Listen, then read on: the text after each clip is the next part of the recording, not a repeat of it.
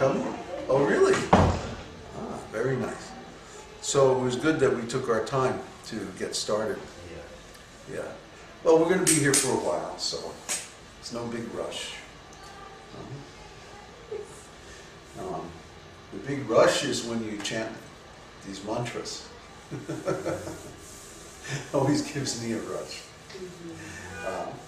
Because the quality of our consciousness depends on the quality of our impressions. And when we take in impressions through the material senses, then the quality of those impressions is also material. But the mantras have a special quality which is called transcendental sound vibration.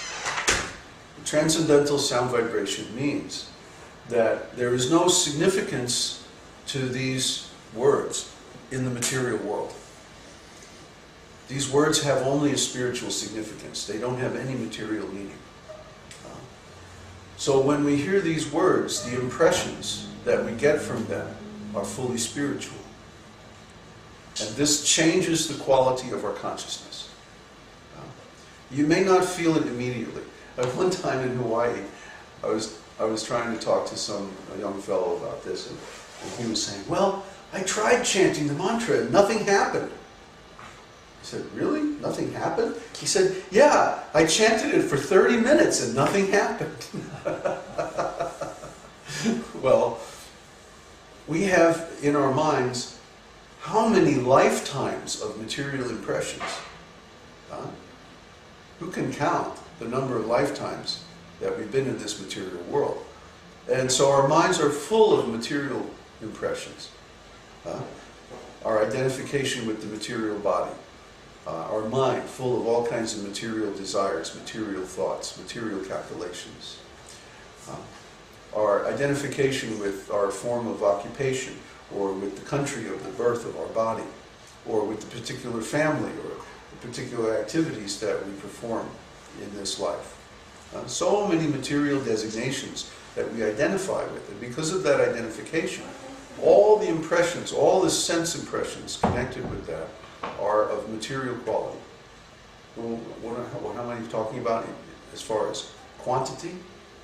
Well, consider that an MP3 file runs about 1 megabyte per minute, isn't it? About 1 megabyte per minute for a 124K MP3 file, 128K MP3 file, stereo. So we have two ears, stereo, and we're constantly absorbing sound from the environment. That means the throughput that we're talking about is at least 1 megabyte a minute just for sound. And then vision is much more than that. Our eyes are extremely high resolution. If you compare it to a camera, like this video camera that we're using here today, this is about, what is it? We figured it out one time, 13 gigabytes per hour.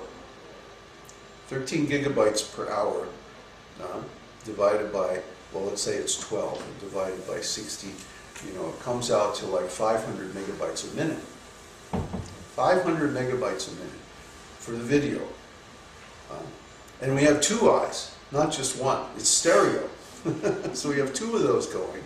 And then there's the bodily, tactile, and kinesthetic senses are the sense of smell, which nobody knows how to quantify because there's no meaningful measure of smell data, taste, and so many other senses. So the amount of data coming into the mind is immense. I mean, the amount of throughput it would take, there's no network, no data network that we have today that would have the capacity for the amount of sensory data. And every one of those bytes of sensory data creates an impression.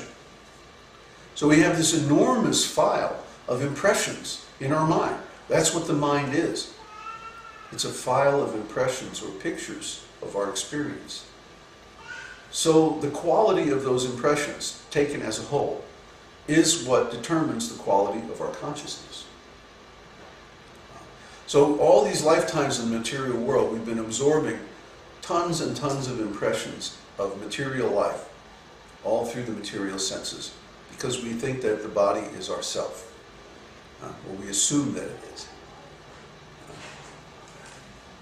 So out of that, then how much time have we spent chanting a mantra? How many impressions have we collected of something that's transcendental? Actually, if we understood properly, we could be collecting a transcendental impressions every moment, because consciousness is itself a spiritual experience. And we'll get to that later. We'll explain all this, why this is so. But most people aren't even aware that they're conscious. They're not even conscious of consciousness. They simply take it for granted.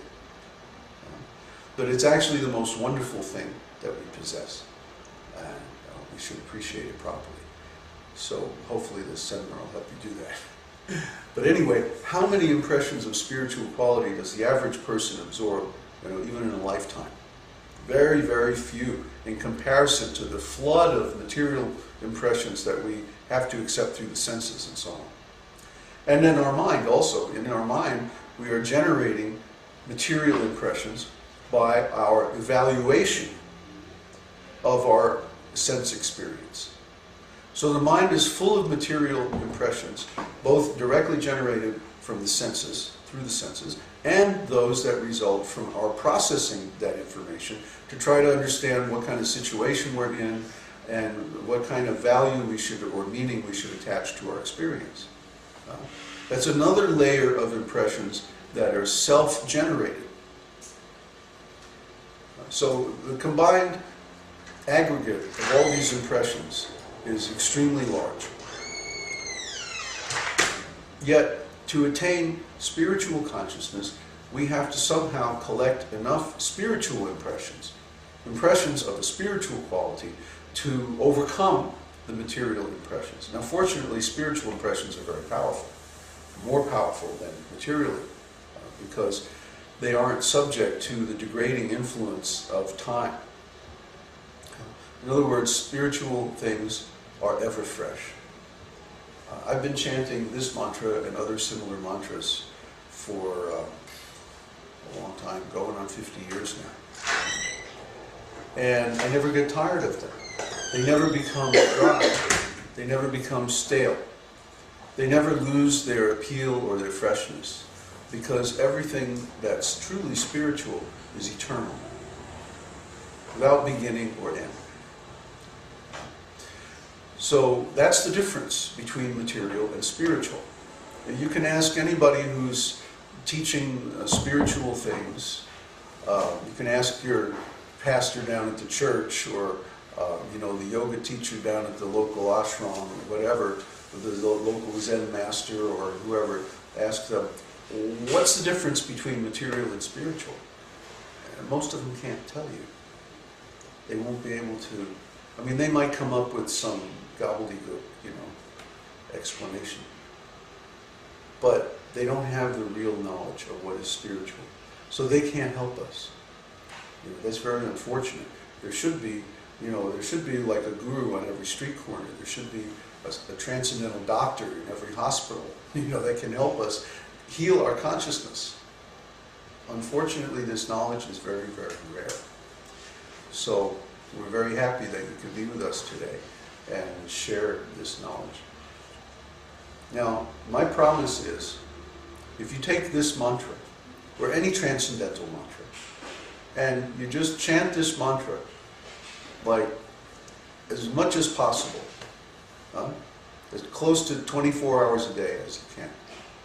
You just give up all other engagements and concentrate on this transcendental sound vibration. Within 6 months, you will see God face to face. That's my promise. That's my experience. And you can have that same experience if you're willing to dedicate yourself to this process of transcendental sound vibration. I'm not kidding. This is not, I'm not bluffing you. This is a real thing. So generally what I say to people is, okay, that's it. That's the end of the seminar. You don't really need to know anything more. Because if you just do that, you will get the highest result. And for some strange reason, people don't want to do that. They don't want to just give up everything and go to the forest and sit down under a tree and chant their transcendental mantra. But I'm telling you, from my own experience, you will come to a point where that's the only thing left. And it might happen as soon as 2012. Right? Or it You might want to do it beforehand. might even happen tomorrow. Yeah. Why? Because when our consciousness is in material quality, we are subject to the changes in the material world, the ups and downs. This is called conditioned consciousness, because the condition of our consciousness is influenced by the physical condition that we're in, or mental condition that we're in. And the thing about the material world is it's always changing. Yeah? One day you're up, one day you're down, right? One day your game is on, the next day you can't hit anything. That's just life in the material world. So